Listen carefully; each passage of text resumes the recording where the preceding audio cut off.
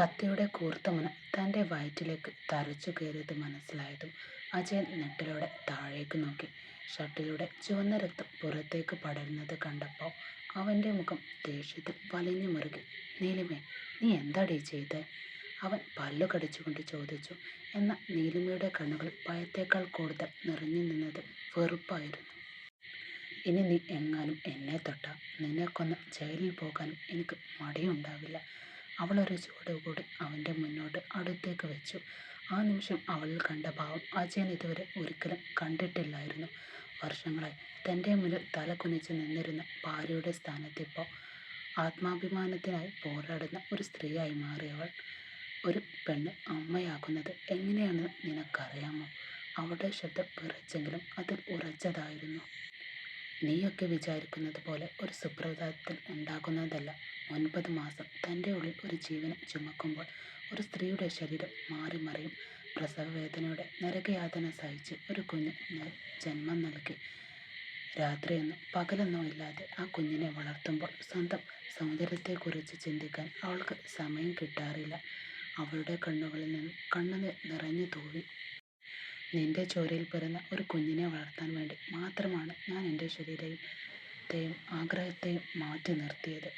അതൊരു കുറ്റമായി കണ്ട് വേറെ സ്ത്രീയുടെ പിന്നാലെ പോകാൻ നിനക്ക് എങ്ങനെ തോന്നി അജയ്? അജയ് നിശബ്ദനായി. ഞാൻ എൻ്റെ ശരീരം ശ്രദ്ധിച്ചില്ലെന്ന് പറയുന്നുണ്ടല്ലോ നീ. ഈ കാലം ഇത്രയും എന്നെ ഒരു പങ്കാളിയായി ചേർത്ത് പിടിക്കാൻ നീ ശ്രമിച്ചിട്ടുണ്ടോ? എൻ്റെ ക്ഷീണമോ എൻ്റെ മാനസികാവസ്ഥയോ മനസ്സിലാക്കാൻ നീ എപ്പോഴെങ്കിലും ശ്രമിച്ചിട്ടുണ്ടോ അജയ്? അവൻ തല താഴ്ത്തി. ഇല്ല. എന്നിട്ടിപ്പോൾ സ്വന്തം തെറ്റു മറച്ചു വെക്കാൻ നീ എൻ്റെ പ്രസവത്തെയും എൻ്റെ ശരീരത്തെയും കുറ്റം പറയുന്നത് എന്തിനാ? അവളുടെ ഓരോ വാക്കുകളും അജയൻ്റെ അഹങ്കാരത്തെ മുറിവേൽപ്പിച്ചു.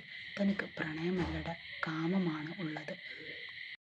താൻ കാണുന്ന എല്ലാ പെണ്ണിനെയും അങ്ങനെ തന്നെയാണ് താനും കാണുന്നത്. അതുകൊണ്ടാണ് ഒരു കുഞ്ഞുണ്ടായിട്ടും എന്നെ വഞ്ചിക്കാൻ നിനക്കായതും. അവളുടെ ശബ്ദം ഉയർന്നു. ഞാൻ നിന്നെ മാത്രം സ്നേഹിച്ച് ഈ വീട്ടിൽ ജീവിച്ചു. എന്നാൽ ഞാൻ ഈ വീട്ടിൽ നിന്ന് ഇറങ്ങിയാൽ നിന്റെ ഇഷ്ടത്തിനനുസരിച്ച് കാമക്കൂത്ത് നടത്താനാണ് നീ കാത്തിരുന്നതും. ഇത്രയും വൃത്തികെട്ടവനെയാണ് നീയെന്ന് അറിഞ്ഞില്ല. അജയൻ്റെ കണ്ണുകൾ കോപം ആളിക്കത്തി. പിന്നെ നീ പറഞ്ഞല്ലോ പ്രണയത്തെക്കുറിച്ച്. നിന്നെപ്പോലെയുള്ളവരാണ് പ്രണയത്തെ വഞ്ചിക്കുന്നതും. അവൻ്റെ സഹനം നശിച്ചു. നീ എന്ത് ചെയ്യുമടി എന്നെ? അവൻ ആക്രോശിച്ചു. പറയടി, നീ എന്ത് ചെയ്യും? കൂടിപ്പോയ എന്നെ വിട്ടുപോകും. പക്ഷെ എൻ്റെ കുഞ്ഞിനെ എനിക്ക് വേണം. അവനെ ഇവിടെ വെച്ചിട്ട് നീ പോയാൽ മതി. ആ വാക്കുകൾ കേട്ട് നീലിമയുടെ ഹൃദയം ഒന്ന് നിന്ന് പോയതുപോലെ തോന്നി. എൻ്റെ കുഞ്ഞിനെ ഞാൻ ഒരിക്കലും നിനക്ക് തരില്ല, അവൾ ഉറച്ച ശബ്ദത്തിൽ പറഞ്ഞു. നിന്നെപ്പോലെയുള്ളവർക്ക് എന്തിനാ കുഞ്ഞ്? നീ പോകുന്ന സ്ത്രീകളിലൊക്കെ കുഞ്ഞുങ്ങളുണ്ടാകും. അവരെ നോക്കിയാൽ മതി നീ. അവളുടെ മറുപടി അജയനെ കൂടുതൽ പ്രകോപിപ്പിച്ചു. ഒരു നിമിഷം കൊണ്ട് അവൻ മുന്നോട്ട് വന്ന് അവളുടെ മുടിക്കുത്തിൽ പിടിച്ചു. വേദനയിൽ നീലിമ പൊളഞ്ഞു. അപ്പോഴായിരുന്നു വീടിൻ്റെ കോളിംഗ് ബെൽ തുടരെ മുഴങ്ങിയത്. ഇരുവരും ഒരുപോലെ വാതിലിലേക്ക് നോക്കി. അജയൻ കൈവിട്ടതും നീലിമ വേഗത്തിൽ അങ്ങോട്ട് നടന്നു. വാതിൽ തുറന്നപ്പോൾ അവൾക്ക് മുന്നിൽ നിന്നത് രജനിയായിരുന്നു. നീലിമയുടെ ചുവന്ന കണ്ണുകളും അലങ്കോലമായ മുടിയും കണ്ടപ്പോൾ രജനിക്ക് എന്തോ പന്തികേട് തോന്നി. നീലിമേ, നിനക്കെന്താടി സംഭവിച്ചത്? അവൾ ആശങ്കയോടെ ചോദിച്ചു. ആ ചോദ്യം കേട്ട നിമിഷം ഇതുവരെ പിടിച്ചു നിന്ന ധൈര്യം തകർന്നു. നീലിമയുടെ കണ്ണുകളിൽ നിന്നും കണ്ണുനീർ ഒഴുകിത്തുടങ്ങി. അവളുടെ പിന്നിൽ നിന്ന് രക്തക്കറ പടർന്ന ഷർട്ടുമായി നിൽക്കുന്ന അജയനെ കണ്ടതോടെ രജനിയുടെ മുഖം ഗൗരവം മാറി. ആ വീട്ടിൽ എന്തോ ഭീകരത കൊടുങ്കാറ്റ് വീശിയെന്ന് അവൾക്ക് മനസ്സിലായി. രണ്ടുപേരുടെ ഇടയിൽ എന്തോ തർക്കം നടന്നിട്ടുണ്ടെന്നും അവൾക്ക് ആ കണ്ട മാത്രം മനസ്സിലായി. അപ്പോഴാണ് അങ്ങോട്ട് രേവതി വന്നത്. അജയ, എനിക്ക് നിന്നെ മാത്രം മതി. നീ വേഗം എൻ്റെ കഴുത്തിൽ താലി കെട്ട്. നീലിമയെ നീ ഒഴിവാക്ക്. പെട്ടെന്നാണ് അങ്ങോട്ട് വന്ന രേവതിയുടെ ശബ്ദം കേട്ടതും ആ മുറിയിലെ നിശബ്ദത കീറി മറിഞ്ഞു. അത് കേട്ട അജയൻ അവളെ ഒന്ന് നോക്കി. ആ നോട്ടത്തിൽ സ്നേഹമോ ആശ്വാസമോ ഉണ്ടായിരുന്നില്ല. മുഖത്ത് നിറഞ്ഞു നിന്നത് പുച്ഛം മാത്രം. അപ്പോഴായിരുന്നു പിന്നിൽ നിന്ന് ഒരാൾ കാറ്റുപോലെ അങ്ങോട്ട് പാഞ്ഞു വന്നതും. ഇങ്ങോട്ട് വാടി അസത്തെ.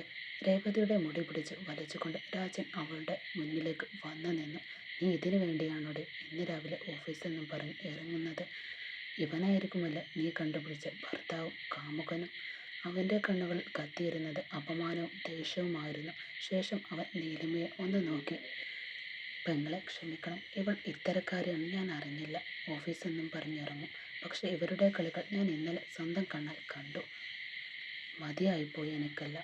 ആ വാക്കുകൾ കേട്ടപ്പോൾ അജയൻ്റെ മുഖം ഒരു നിമിഷം വലിഞ്ഞു.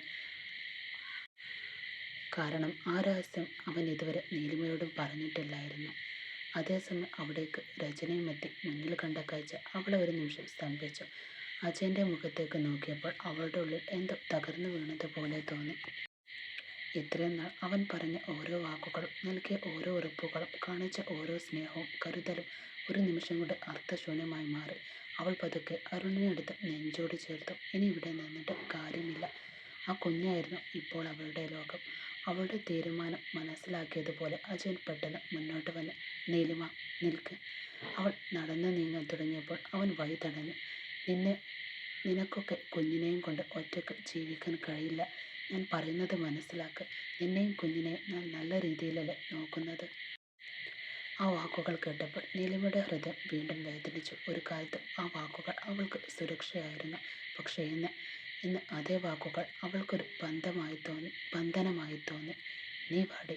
അവൻ പറയുന്നതൊന്നും കേൾക്കണ്ട. രചന അവളുടെ കയ്യിൽ മുറുകെ പിടിച്ചു. ഇങ്ങനെ തന്നെയാണ് ഓരോന്നും പറഞ്ഞ് അവൻ എവിടെ നിന്ന് പോകുന്നത്. നീ പോകാതിരിക്കാൻ അവൻ പലതും പറയും. ഇത്ര നാൾ ഭാര്യയുടെ മറവിൽ പല കളികളും കളിച്ചതല്ല അവൻ. രചനയുടെ വാക്കുകൾ അജയൻ്റെ അഹങ്കാരത്തെ മുറിവേൽപ്പിച്ചു. അവൻ ദേഷ്യത്തോടെ അവളെ നോക്കി. ശേഷം നീലിമയ്ക്ക് നേരെ നിരഞ്ഞു. നിന്റെ കയ്യിൽ നയാ പൈസയില്ല. പിന്നെ എങ്ങനെയാണ് നീ അരുണിനെ നോക്കുക? എൻ്റെ സുഹൃത്ത് പറയുന്നതെല്ലാം കേട്ട് നീ എന്നെ വിട്ട് പോവുകയാണെങ്കിൽ നിനക്ക് ഈ ലോകത്ത് ഒരു വിലയും ഉണ്ടാക്കില്ല. നീലിമ, ഞാൻ പറയുന്നത് കേൾക്ക്. അജയൻ അവളെ പിന്തിരിപ്പിക്കാൻ പറഞ്ഞതുകൊണ്ട് പറഞ്ഞു. അവൻ്റെ ശബ്ദത്തിൽ വെല്ലുവിളി ഉണ്ടായിരുന്നു. പക്ഷെ ആ വെല്ലുവിളി കേട്ടപ്പോൾ നീലിമയുടെ മനസ്സിൽ ഭയമുണ്ടായില്ല, വേദന മാത്രം. വിവാഹം കഴിഞ്ഞത് മുതൽ ഇന്ന് വരെ അവൾ അവന് വേണ്ടി ജീവിച്ചു. അവൻ്റെ സന്തോഷങ്ങൾക്ക് വേണ്ടി മാത്രം സ്വന്തം ആഗ്രഹങ്ങൾ മാറ്റിവെച്ചു. അവൻ പറഞ്ഞതെല്ലാം വിശ്വസിച്ചു. പക്ഷേ ഇന്ന് എല്ലാവരുടെയും മുന്നിൽ നിന്നുകൊണ്ട് അവൻ അവളെ അപമാനിച്ചു. അവളുടെ സ്നേഹത്തിനോ വിശ്വാസത്തിനോ വിലയില്ലെന്ന് തെളിയിച്ചു അവൻ. കണ്ണുകളിൽ കണ്ണുനീർ നിറഞ്ഞുവെങ്കിലും അത് പുറത്തേക്ക് വരാൻ അവൾ അനുവദിച്ചില്ല. അരുണിനെ ഒന്നുകൂടി നെഞ്ചോട് ചേർത്ത് പിടിച്ചു. എനിക്ക് ആരുമില്ലായിരിക്കും, പക്ഷേ ഈ കുഞ്ഞുണ്ട്. ഈ കുഞ്ഞിനു വേണ്ടി ഞാൻ എന്നും ജീവിക്കും. ആ ചിന്ത അവളുടെ ഉള്ളിൽ പുതിയ ശക്തി ജനിപ്പിച്ചു. അജയനെ അവസാനമായി ഒന്ന് നോക്കി. ആ നോട്ടത്തിൽ സ്നേഹമില്ലായിരുന്നു, പരാതിയുമില്ലായിരുന്നു. മരിച്ചുപോയ ഒരു വിശ്വാസത്തിൻ്റെ ശൂന്യത മാത്രമായിരുന്നു അവളുടെ കണ്ണുകളിൽ കണ്ടത്. ശേഷം ഒരു വാക്കുപോലും പറയാതെ അവൾ രചനയുടെ കൂടെ മുന്നോട്ട് നടന്നു. പിന്നിൽ നിന്ന് അജയൻ എന്തൊക്കെയോ വിളിച്ചു പറയുന്നുണ്ടായിരുന്നു. പക്ഷെ അതൊന്നും ഇനി അവളുടെ കാതുകളിൽ പതിയുന്നില്ലായിരുന്നു. കാരണം അവൻ്റെ ശബ്ദത്തേക്കാൾ ഉച്ചത്തിൽ അവളുടെ ഹൃദയം ഒരു കാര്യം പറഞ്ഞുകൊണ്ടേയിരുന്നു. ഇനി ഞാൻ ജീവിക്കേണ്ടത് നിനക്ക് വേണ്ടിയല്ല അജയ, എൻ്റെ മകന് വേണ്ടിയാണ്. അരുണിൻ്റെ കരച്ചിൽ കൂടിക്കൂടി വരുന്നുണ്ടായിരുന്നു. കുഞ്ഞിൻ്റെ ചുണ്ടുകൾ വരണ്ടിരുന്നു. ദാഹം കൊണ്ടാവണം അവൻ അസ്വസ്ഥനായി കൈയും കാലും ഇളക്കിക്കൊണ്ടിരിക്കുന്നുണ്ട്. അത് കണ്ട് നീലിമയുടെ ഹൃദയം വീണ്ടും വേദനിച്ചു. സ്വന്തം ജീവിതം ഏത് വഴിയിലേക്കാണ് പോകുമെന്ന് അറിയില്ല അവസ്ഥയിൽ നിൽക്കുമ്പോൾ ഒരു അമ്മയുടെ മനസ്സ് ആദ്യം ഓടിച്ചെല്ലുന്നത് തൻ്റെ കുഞ്ഞിൻ്റെ ആവശ്യങ്ങളിലേക്കാണ്. രചന, വണ്ടി ഒന്ന് സൈഡാക്കാമോ? അരുണ് വെള്ളം വാങ്ങണം. അവളുടെ ശബ്ദത്തിൽ ക്ഷീണം കലർന്നിരുന്നു. രചന വണ്ടി റോഡരിലേക്ക് ഒതുക്കി നിർത്തി. അരുണിനെ നെഞ്ചോട് ചേർത്ത് പിടിച്ചുകൊണ്ട് നീലിമ പതുക്കെ വണ്ടിയിൽ നിന്ന് പുറത്തേക്ക് ഇറങ്ങി. അവളുടെ മനസ്സ് ഇപ്പോഴും മണിക്കൂറുകൾക്ക് മുമ്പ് നടന്ന സംഭവങ്ങളിൽ കുടുങ്ങിക്കിടക്കുകയാണ്. ഓരോ ചൂടും മുന്നോട്ട് വയ്ക്കുമ്പോൾ അജയൻ്റെ വാക്കുകൾ അവളുടെ കാതുകളിൽ വീണ്ടും വീണ്ടും മുഴങ്ങി കേട്ടു. അങ്ങനെ ചിന്തകൾ മുഴുങ്ങി റോഡ് മുറിച്ചു കിടക്കാൻ ശ്രമിച്ച നിമിഷമായിരുന്നു അത്. പെട്ടെന്ന് ഒരു കാറിൻ്റെ ബ്രേക്ക് ശബ്ദം വായുവിൽ മുഴങ്ങി. കാർ അവളുടെ തൊട്ടു മുന്നിൽ വന്ന് നിശ്ചലമായി. ഒരു നിമിഷം കൂടി വൈകിയിരുന്നെങ്കിൽ അപകടം സംഭവിച്ചേനെ. ഡ്രൈവർ ദേഷ്യത്തോടെ പുറത്തേക്ക് നോക്കി. ബോസേ, ഒരു പെണ്ണ് പെട്ടെന്ന് വന്ന് വണ്ടിക്ക് കുറുകെ വന്നതാണ്, അയാൾ അസ്വസ്ഥതയോടെ പറഞ്ഞു. അടുത്ത നിമിഷം കാറിൻ്റെ സൈഡ് ഗ്ലാസ് പതുക്കെ താഴ്ന്നു. അകത്തിരുന്ന യുവാവ് പുറത്തേക്ക് നോക്കി. ആദ്യം അവൻ്റെ മുഖത്ത് ദേഷ്യമായിരുന്നു. പക്ഷെ അവൻ്റെ നോട്ടം നീലമേൽ പതിഞ്ഞ നിമിഷം ആ ഭാവമല്ല പതുക്കെ മാറി തുടങ്ങി. അവൻ്റെ കണ്ണുകൾ അവളിൽ തന്നെ തറഞ്ഞു നിന്നു.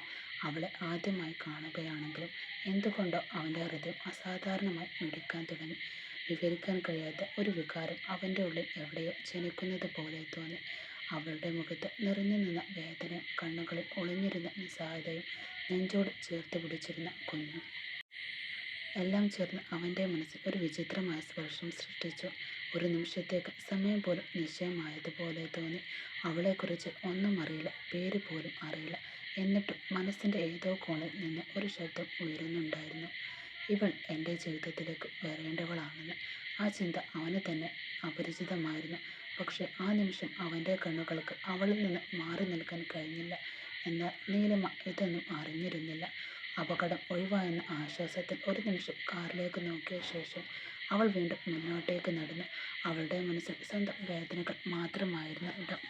അവളെ പിന്തുടരുന്ന നോട്ടത്തെക്കുറിച്ച് അവൾക്ക് യാതൊരു അറിവുമില്ലായിരുന്നു ആ നിമിഷം. പതുക്കെ സൂപ്പർ മാർക്കറ്റിലേക്ക് ഗ്ലാസ് വാതിൽ തുറന്ന് അവൾ അകത്തേക്ക് കയറി. പക്ഷേ പുറത്തുനിന്ന് കാറിനുള്ളിലിരുന്ന ആ യുവാവിൻ്റെ കണ്ണുകൾ ഇപ്പോഴും അവൾ മറഞ്ഞുപോയ വാതിലേക്ക് തന്നെ പതിഞ്ഞു കിടക്കുകയായിരുന്നു. കാരണം ജീവിതം ചിലപ്പോൾ ഒരു നിമിഷം കൊണ്ട് മാറും. അറിയാതെ കടന്നു പോകുന്ന ചില കണ്ടുമുട്ടലുകൾ പിന്നീട് വിധി എഴുതുന്ന ഏറ്റവും വലിയ കഥകളുടെ തുടക്കമായി മാറാറുമുണ്ട്.